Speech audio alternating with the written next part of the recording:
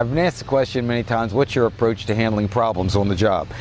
Well, the first thing is you try to, especially with heavy equipment, find out everything that's underground ahead of time. It doesn't always mean it works out that way, and as often as not, it doesn't. A person will say there's nothing there, and Miss Utility doesn't have it marked. Now, Miss Utility will mark things on the street and mark certain things for the property, but when you're on old properties, they may not know where the owners put in an electric line or a water line or something like that, or the water lines that are supposed to be, and electric lines 2 feet under the ground or 3 feet under the ground, and as soon as you make a 6-inch cut, out comes the water and the electric line, and the person has a sheepish look on their face.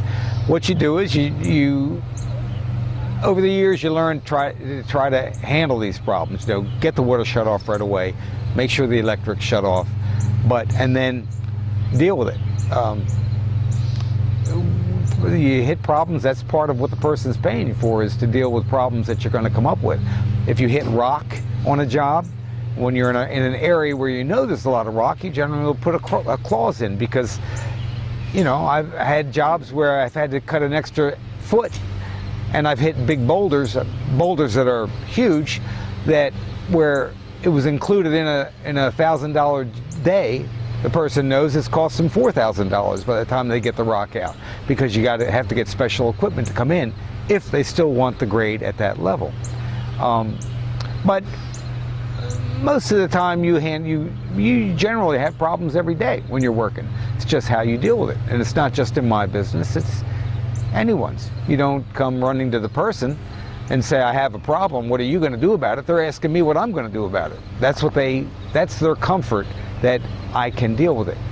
Some of these problems cost more money, and you know, when it's a problem I can't deal with, any problem can be fixed. It's just a matter of how difficult it is, and when it is something that the person had forgotten about, often that happens. You know, they get this sheepish look on their face and they've forgotten about it. But when you're working in the city, where there have been multiple houses built on top of foundations, different foundations, you know, the parts of the city that were settled in the 1700s, when you're dealing with that, it's virtually always open-ended in the contract. How many sets of footings are you going to hit when the person wants you to excavate for a house? Are you going to hit an old well that nobody even knows about?